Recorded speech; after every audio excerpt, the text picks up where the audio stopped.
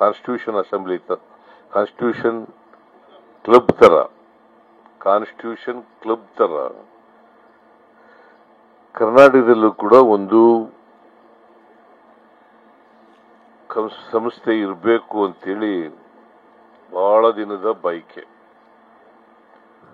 ನಾನು ಹೆಚ್ಚು ಕಡಿಮೆ ಒಂದು 20 ವರ್ಷಕ್ಕಿಂತ ಜಾಸ್ತಿ ಆಗಿರ್ಬೇಕಂತ ಅನ್ಸುತ್ತೆ.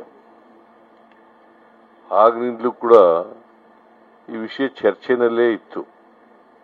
ಎಲ್ಲಿ ಮಾಡೋದು ಅಂತ ಅದ್ರ ಬಗ್ಗೆನೇ ಜಿಜ್ಞಾಸೆ ಇತ್ತು. ಕೊನೆಗೆ ಇಲ್ಲಿ ಬಾಲಬ್ರೂಯಿನಲ್ಲಿ ಮಾಡೋಣ, ಖಾಲಿ ಇದೆ, ಅದು ಈಗ ಸದ್ಯಕ್ಕೆ PWD ಗೆಸ್ಟ್ ಹೌಸ್ ಆಗಿದೆ. ಅದನ್ನ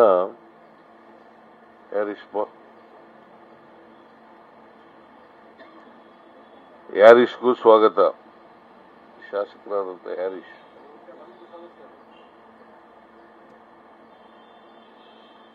ಇದು ಚರ್ಚೆನಲ್ಲಿತ್ತು.